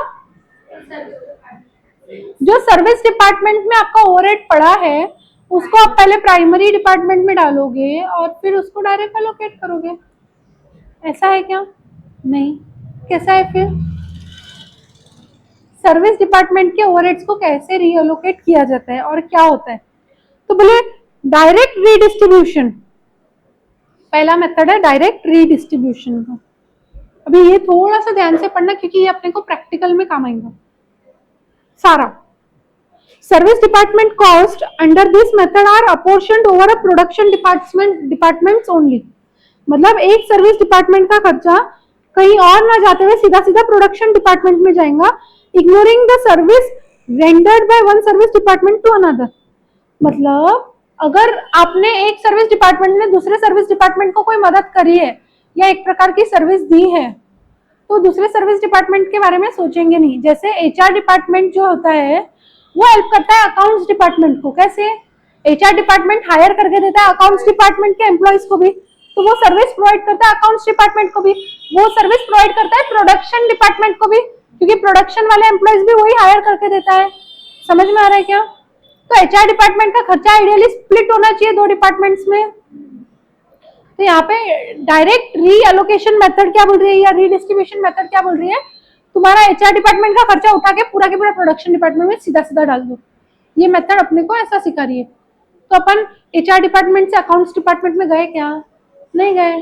अकाउंट्स डिपार्टमेंट भी नॉन प्रॉफिट जनरेटिंग डिपार्टमेंट था, वो भी आपका सर्विस डिपार्टमेंट ही है। तो एक सर्विस डिपार्टमेंट हो गया एचआर, दूसरा सर्विस डिपार्टमेंट हो गया। अभी सेम आपका एक सर्विस डिपार्टमेंट हो गया अकाउंटिंग डिपार्टमेंट, एक सर्विस डिपार्टमेंट हो गया कैंटीन। अब कैंटीन वाला सर्विस डिपार्टमेंट जो है वो सर्विस किसको प्रोवाइड कर रहा है? सारे डिपार्टमेंट्स को कर रहे हैं, प्रोडक्शन भी और सर्विस भी। तो उसको कैसे रिडिस्ट्रीब्यूट करना? तो ये सब चीजें समझ रहे हैं अपन। क्या समझ रहे हैं? यानी दो डिपार्टमेंट है जिससे पैसा नहीं मिलने वाला है। फॉर एग्जाम्पल एचआर एक डिपार्टमेंट हो गया, दूसरा कैंटीन हो गया। दो डिपार्टमेंट है, उससे पैसा नहीं मिलने वाला है, तो तुम उसके खर्चे कहाँ डालोगे? प्रोडक्शन डिपार्टमेंट में कैसे डालोगे? और एक दूसरे को सर्विस प्रोवाइड किया तो कैसे खर्चे डिस्ट्रीब्यूट करोगे? इसके बारे में बात हो रही है। समझ में आ रहा है कि क्या बात हो रही है? तो अपन इलस्ट्रेशन 1 से समझेंगे कि डायरेक्टली कैसे खर्चा जाता है।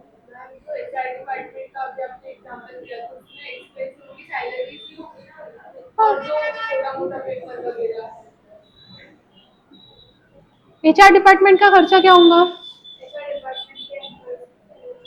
उसके अलावा सिस्टम लगता है मेंटेन करने को, वो पोर्टल्स यूज करते हैं जहाँ से एम्प्लॉय सर्च करते हैं वो लोग। तो फिर उनको नहीं एचआर डिपार्टमेंट तो सभी एम्प्लॉयज को हायर करता है ना, चाहे वो फैक्ट्री के लोग हो चाहे ऑफिस के लोग हो, तो इसीलिए तो उसके खर्चे दोनों में जाना चाहिए ना। सेकेंडरी डिपार्टमेंट में भी जाना चाहिए, यानी ऑफिस वाले में। हाँ, समझे आप, अब समझे आप। अभी देखो, आपको हर बार क्वेश्चन में आपको सोचना नहीं पड़ेगा, वो हर बार देंगे कि प्रोडक्शन के डिपार्टमेंट कौन से हैं। तो बोले department A B C production department है, यानी यहाँ से अपने को पैसा मिल रहा है, यहाँ के लोग जो काम कर रहे हैं उसके अगेंस्ट पैसा जनरेट हो रहा है, रेवेन्यू जनरेट हो रहा है। फिर सर्विस डिपार्टमेंट कितने हैं? स्टोर्स वाला है, टाइम कीपिंग अकाउंट्स वाला है, पावर वाला है, कैंटीन वाला है। फिर अपने को इतनी इंफॉर्मेशन दे दी, उन सबके खर्चे दे दिए, ये सबके खर्चे दे दिए। अपने को क्या पूछा, क्या है, क्या पूछा है? Excel Limited has 3 production department and 4 service department. The expense for these department as per primary distribution summary are as follows। बोले अपन ने प्राइमरी डिस्ट्रीब्यूशन कर दिया, यानी क्या क्या खर्चे प्रोडक्शन को लग रहे थे वो सीधे सीधे बांट दिए, क्या क्या सर्विस को लग रहे थे वो एक बार का अपन ने डिस्ट्रीब्यूशन कर दिया। पूरे खर्चे कितने लग रहे थे? पूरे खर्चे लग रहे थे 89,60,000 के। तो 89,60,000 के खर्चों को बोले हमने डिवाइड कर दिया दो हिस्सों में, 9,60,000 और 80,000 में। अब आप जो ये 960 है बोले उसको भी आगे फर्दर डिवाइड करो इनटू 80 लाख वाले में। समझ में आ रहा है कि आपने को रीडिस्ट्रीब्यूशन करना है। क्यों रीडिस्ट्रीब्यूशन करना है? इनको मैंने खर्चे बांट दिया, पर इनको प्रॉफिट बांट सकते क्या? नहीं। तो इनके खर्चे प्रॉफिट वाले हिस्सों में बांटे जाएंगे, किस बेसिस पे? कोई ना कोई रैशनल बेसिस पे। तो अब स्टोर्स है, तो स्टोर्स का किस चीज पे जाएगा? वैल्यू ऑफ स्टोर्स रिक्विजिशन पे जाएगा, वैल्यू ऑफ स्टोर्स रिक्विजिशन पे जाएगा। क्यों? स्टोर्स रिक्विजिशन मतलब क्या होता है?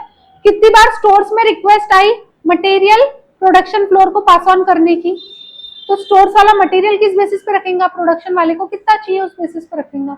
समझ में आ रहा है क्या? तो स्टोर्स वाले का खर्चा किस बेसिस पे डिटरमाइन होगा? कितनी बार रिक्वेजिशन करी, तो इस बेसिस पे बांटेंगे। तो डिपार्टमेंट ए बी सी में पैसा बटेगा। स्टोर्स का कितना है? 4 लाख रुपया। तो 4 लाख रुपया को डिवाइड करना है, किससे डिवाइड करोगे? 2.5 लाख प्लस 1.5 लाख प्लस 1 लाख, कितना हो गया? 5 लाख पे। तो 4 लाख डिवाइडेड बाय 5 लाख, क्या रेट हो गया आपका? कितना रेट हो गया? 80,000 का रेट हो गया। समझ में आ रहा है? अब 80,000 इंटू 2.5 लाख डिपार्टमेंट ए को जाएगा, फिर 80,000 इंटू 1.5 लाख डिपार्टमेंट बी को जाएगा, 1,20,000 और 80,000। समझ में आया क्या कैसे डिस्ट्रीब्यूट कर रहे हैं? ये रीएलोकेशन है। किसको किसको नहीं समझा प्लीज रेज योर हैंड। नहीं समझा? नहीं समझा?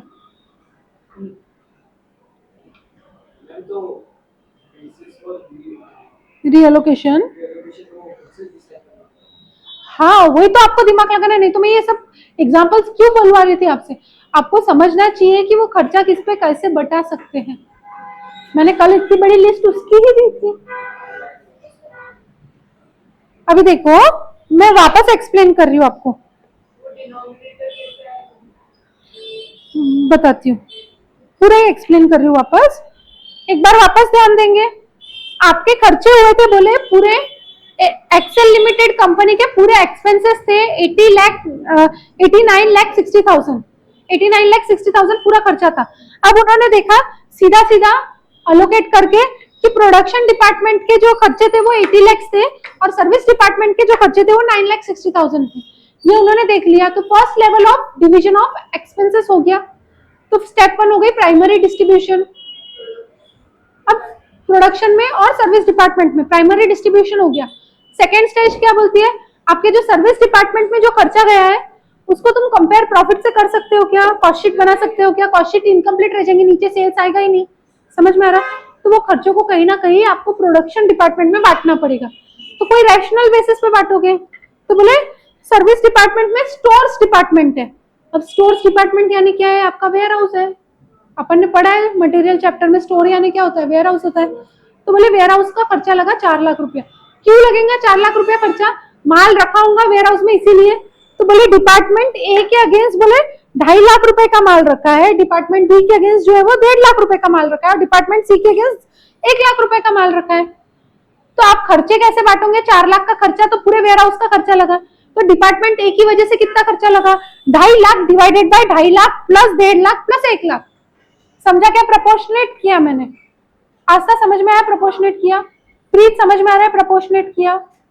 प्रेम समझ में आ गया? भूमि समझा? समझा? अब ये एक समझा। अब अपन स्टोर से आगे चलते हैं, दूसरा सोचते हैं। दूसरा कौन सा है? Time keeping and accounts. अभी अकाउंट्स वाला कैसे रिकॉर्ड रखेगा?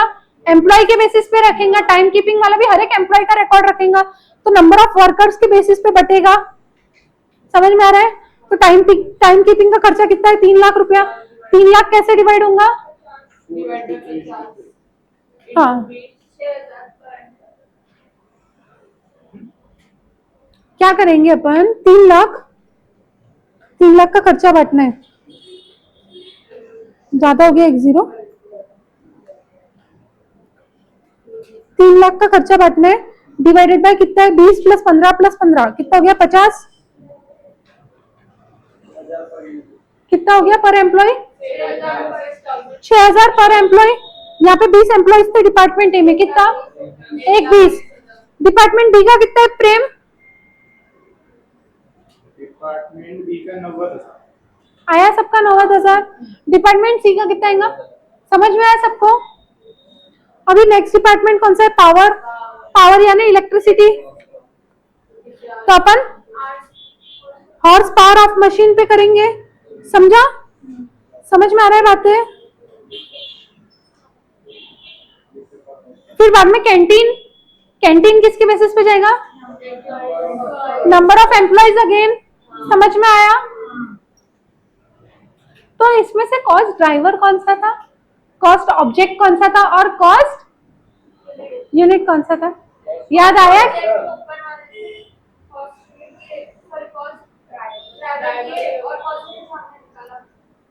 आगे के चैप्टर 1 ध्यान में क्यों पढ़े थे, ये सब समझ में आया क्या? क्योंकि आपको ये सब निकालना जरूरी होता है। अब इनका आंसर देखते हैं। बोले प्राइमरी का जो खर्चा था वो तो एज इट इज आ जाएगा, वो तो रहेगा ही ना प्राइमरी डिपार्टमेंट में। जो ऊपर दिया था कितना? 30, 26 और 24 lakh, total 80 lakh. Plus stores का बटेगा 5:3:2 में। 5:3:2 कहां से लाया उन्होंने? ये 5 है, ये 3 है और ये 2 है, ऐसे बटा उन्होंने। किस बेसिस पे? देखो वैल्यू ऑफ स्टोर्स एक्विजिशन, अपन ने भी वही किया, प्रोपोर्शनेट। आप 5:3:2 नहीं भी लिखोगे तो भी चलेगा, आपने किया वही है। आपका भी ऐसे ही आ रहा था। 4 लाख टोटल खर्चा था, 2 लाख जा रहा था, 1 20 जा रहा था और 80 जा रहा था। करेक्ट है? प्रेजेंटेशन ऐसा ही रहा तो चलता है। ऐसा ही करना पड़ता है, रहा तो नहीं, ऐसा ही करना पड़ता है अपने को। अपन बहुत सारे क्वेश्चन करेंगे, प्रेजेंटेशन लर्न हो जाएगा, आपको चिंता मत करो। Time keeping accounts, number of employees पे कितने थे? 20 15 15। तो 20 का 4, 15 का 3, 15 का 3, 4:3:3। तो 3 लाख का खर्चा बांट दिया, 20 15 15। फिर पावर को हॉर्स पावर ऑफ मशीन में बांटा, फिर उसका भी खर्चा वैसे ही बटा हॉर्स पावर ऑफ मशीन में। कैंटीन का भी वापस सेम नंबर ऑफ वर्कर्स में। समझा क्या? अब टोटल खर्चा हर एक डिपार्टमेंट का कितना हो गया? इधर बातें मत करो। टोटल खर्चा हर एक डिपार्टमेंट का कितना हो गया? उसका खुद का खर्चा जो था वो प्लस जितना अपन ने आगे डिस्ट्रीब्यूट किया है, रीडिस्ट्रीब्यूट किया है, वो तो मिला के टोटल खर्चा बन गया। तो 960 पूरा बढ़िया। समझा लॉजिक समझा? तो ये क्वेश्चन समझ गया है, अब आपको लिख के लाना है। यस, ये सेकेंडरी ओवरहेड है, इसका रीडिस्ट्रीब्यूशन किया अपन ने। प्राइमरी ओवरहेड जो बांट दी है ऑलरेडी, जो कि ये है कितने? 30 लाख, 26 लाख, 24 लाख और ये 9,60,000। ये सेकेंडरी ओवरहेड, प्राइमरी ओवरहेड, फिर डायरेक्ट मटेरियल, डायरेक्ट लेबर।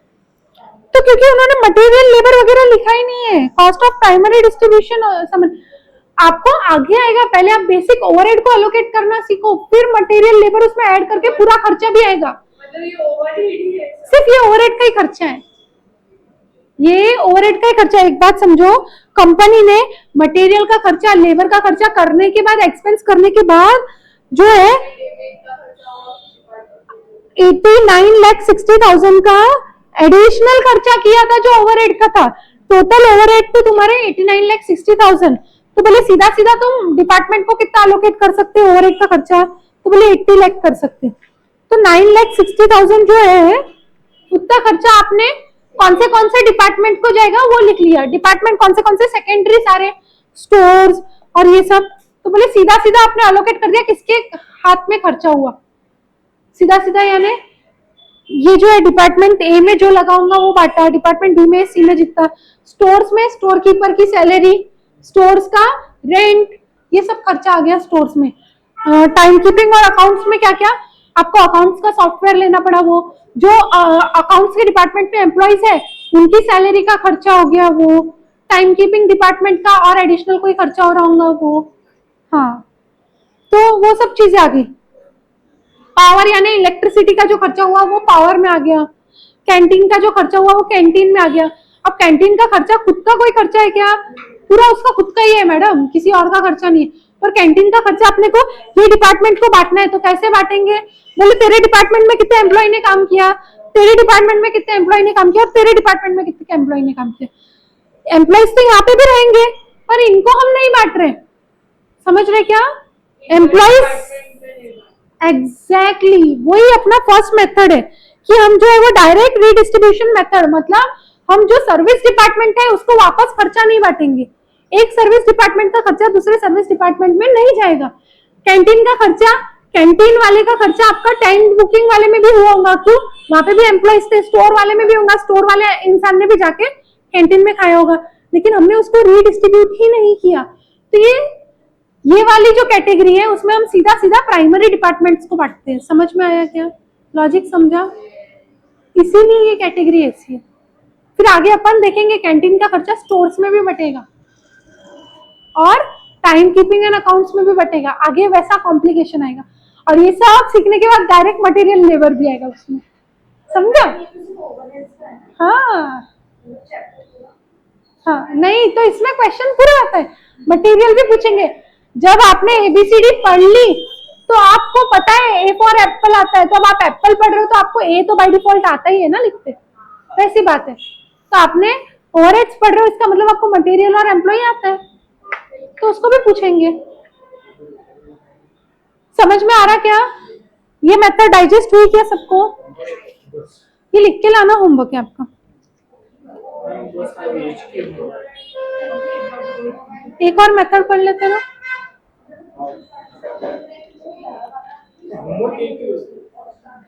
क्यों, मेरी कोई टेस्ट नहीं है,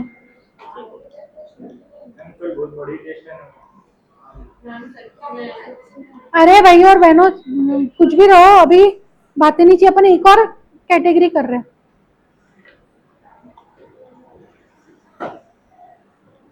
ये हो गया आपका illustration 1। Second method step method और नॉन रेसिप्रोकल मेथड। अब ये मेथड क्या बोलती है सुनो, this method gives cognizance to services rendered by service department to another service department, यानी वो वेटेज देती है, एक सर्विस डिपार्टमेंट ने दूसरी सर्विस डिपार्टमेंट के लिए कोई काम किया है तो उसको भी। Therefore, as compared to previous method, this method is more complicated है, एक डिपार्टमेंट का खर्चा दूसरे डिपार्टमेंट में जाएगा, फिर वो खर्चा टोटल खर्चा बन जाएगा वो डिपार्टमेंट का, उसको भी दूसरे डिपार्टमेंट में बांटना पड़ेगा, आपस में ही बांटा बांटी करते रहेंगे तो थोड़ा कॉम्प्लिकेशन बढ़ जाएगा। Therefore, as compared to previous method, this method is more complicated because a sequence of apportionment has to be selected here. पहले किसको क्या बांटेंगे उसका सीक्वेंस समझना पड़ेगा। The sequence here begins with department that renders maximum number of services to other departments.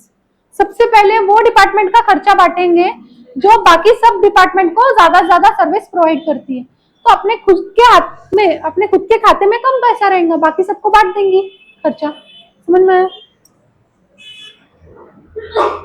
यानी अपने को एक सर्विस डिपार्टमेंट से दूसरे सर्विस डिपार्टमेंट में भी बांटना है आप खर्चा। तो ये इलस्ट्रेशन देखेंगे, फिर that's it for the day, ठीक है। अभी देखो, suppose the expenses of two production departments A and B and two service department are as under. बोले डिपार्टमेंट एक्स जो है कौन सा डिपार्टमेंट है, ये सर्विस डिपार्टमेंट है। डिपार्टमेंट वाई है जो अनदर सर्विस डिपार्टमेंट है। डिपार्टमेंट ए और बी प्रोडक्शन डिपार्टमेंट है, इसके जो खर्चे दिए हैं आपको 3 लाख और 3 20 ये आपके प्राइमरी डिस्ट्रीब्यूशन हो गया, यानी आपकी स्टेप 1 करके दे दिया उसने। समझ में आ रहा है? स्टेप 1 में क्या होता है? Normal allocation, primary distribution of expenses. अभी सबसे ज्यादा कौन सा डिपार्टमेंट का खर्चा बढ़ रहा है? एक्स डिपार्टमेंट का। तो एक्स का खर्चा सबसे पहले बांट दो। 2 लाख को 2 लाख का 25% कितना होता है? 50,000। वाई को बांट दो तो वाई के हाथ में कितना आ जाएगा? 50,000। 2 लाख हो जाएगा। हाँ, तो प्लस 50,000 हो जाएगा ना, यहाँ पे 50 के लिख देती हूँ। ए को कितना? 40% कितना? तो प्लस 80,000। और बी को कितना? 35%, 70,000। अब ए के पास एक्स के पास कितना बचा? 2 लाख। 0 हो गया क्या? पूरा बांट दिया उसने। 25, 40 और 35 पूरा बांट दिया। तो एक्स खत्म हो गया। एक्स की कोई चिंता रही क्या? नहीं। वाई एक्स को बांट रहा है क्या? नहीं। वाई को भी बांट रहा है क्या? खुद को कोई बांटेगा क्या? नहीं, खुद का तो ऑलरेडी बटा हुआ है, उसको खुद को क्या बांटेगा? अब वाई के पास कितना खर्चा हो गया? पैसा हो गया 2 लाख। तो वाई का 2 लाख जो है वो 40 और 60 में बटेगा। समझा क्या? 2 लाख। हाँ, तो ए में कितना जाएगा? 80,000। और बी में कितना जाएगा? So sorry 1 20। समझा क्या? क्या किया मैंने? प्रीत, समझ में आया क्या किया मैंने? तो अब ए डिपार्टमेंट के पास कितना हो गया? 3 लाख खुद का था, 80,000 एक्स का आया और 80,000 वाई का आया।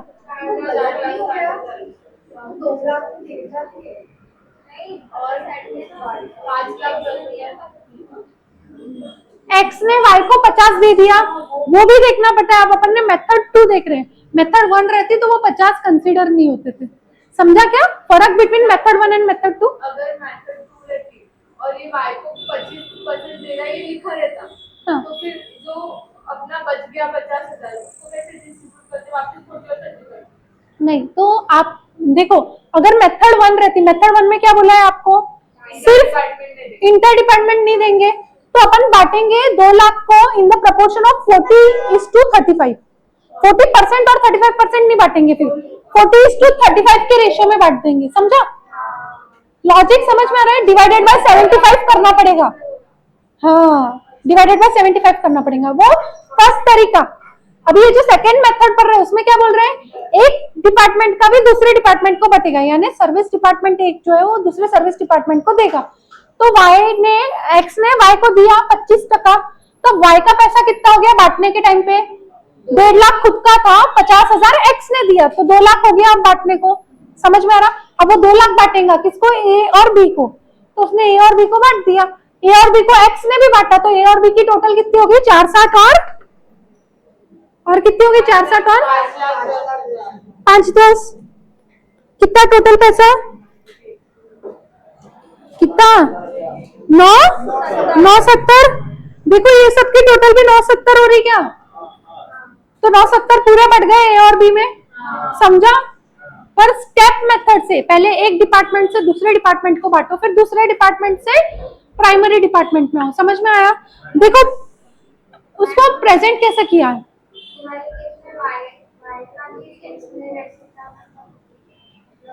वो अलग मेथड है, वो आगे आएंगे। और एक मेथड कॉम्प्लिकेशन धीरे धीरे बढ़ाएंगे, एक साथ कॉम्प्लिकेशन नहीं। तो करते ही रहेंगे, ये इसमें देगा। तो वही आगे की मेथड में समझना है कहाँ पे उसको ब्रेक लगाना है।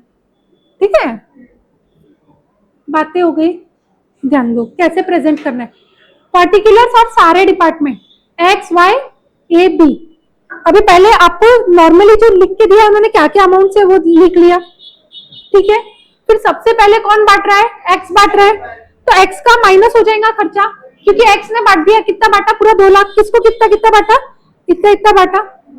ठीक है, अभी उसकी टोटल कितनी होगी? हर एक बाटा बाटी के बाद टोटल करना है। हर एक बाटा बाटी के बाद टोटल किया। क्यों? अब वाई बांटेगा तो वाई कितना बांटेगा? पूरा 2 लाख। तो इसलिए हर बार टोटल करना जरूरी है। तो अब वाई के 2 लाख निगेटिव हो गए, किस में बांटेगा? ए और बी में। ए और बी को बटा। अब ए और बी की टोटल। समझ गया? यानी अपने खर्चे को दूसरों में बांटते जाओ, फिर दूसरे और बांटते जाएंगे। समझ में आया? 2 मेथड पढ़ाई आज मैंने। एक मेथड जो सिर्फ प्रोडक्शन डिपार्टमेंट्स को बट रही है, पहली मेथड जिसमें सर्विस डिपार्टमेंट का कोई रोल नहीं है, दूसरी मेथड जिसमें सर्विस डिपार्टमेंट का रोल है। अभी वापस ध्यान दो, मैं वापस एक बार बता रही हूँ, ये सेकंड वाला जो क्वेश्चन है, ये सेकंड वाला जो क्वेश्चन है, इसको अगर आपको बोला रहता फर्स्ट की मेथड से करना है, बातें नहीं, ध्यान दो यहाँ पे, सेकंड वाला जो क्वेश्चन है उसको फर्स्ट के मेथड से करना है, यानी आपको एक्स और वाई को आप कुछ बांट नहीं सकते। क्या बोल दिया मैंने? एक्स और वाई को कुछ बांट नहीं सकते आपस में, फर्स्ट मेथड से बोला तो करने को। तो ऐसे केस में क्या करूंगी, यहाँ पे 25% दिया हुआ है तो इसको इग्नोर करने का, क्या करने का, इसको इग्नोर करने का। और क्या करोगे, ये 40% को बांटोगे क्या 2 लाख को? नहीं, 2 लाख इंटू 40% डिवाइडेड बाय कितना बचा, ये दोनों मिला के 75%, तो डिवाइडेड बाय 75%। समझा? इतना जाएगा ए को, तो ए को कितना जाएगा?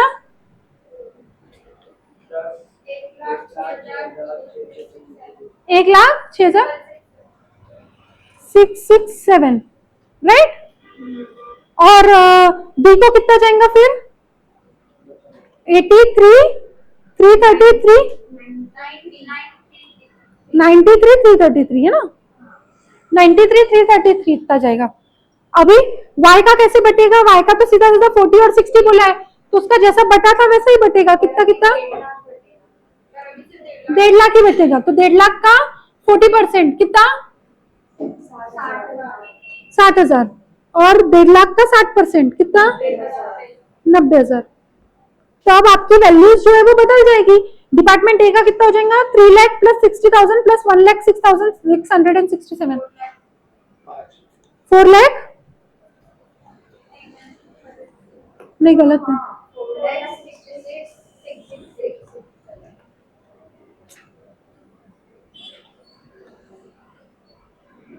एक सेकंड, 4,66,667 और ये 5,03,333। समझा? तो ये 1 से आंसर और 2 से आंसर अलग अलग आता है, और ये हमेशा अलग आएगा। ठीक है, समझ में आ रही क्या बात? लॉजिक समझ रहा क्या? सेम आता था तो अपन 2 मेथड पे आते ही क्यों थे? क्योंकि 2 कॉम्प्लिकेटेड है 1 से, 1 ज्यादा सिंपल है ना 2 से, पर अपन 2 से करेंगे क्योंकि 2 ज्यादा अप्रोप्रिएट है और 3 उससे ज्यादा अप्रोप्रिएट है, पर 3 में अपन कल सीखेंगे। तो अभी आपका आज का होमवर्क क्या है? एक्सप्लेन तो कर दिया मैंने, इलस्ट्रेशन 1 और 2 लिख के लाना है। ठीक है, अब 1 और 2 के अपन कल कुछ क्वेश्चन करेंगे, मेथड 1 और मेथड 2 के, और फिर मेथड 3 पढ़ेंगे। ठीक है, समझ में आ रहा है क्या क्या है क्या क्या नहीं है आज चैप्टर में? चलो बाय बाय, जल्दी छोड़ दी मैंने। आजकल आपकी क्लास जल्दी छूट रही है।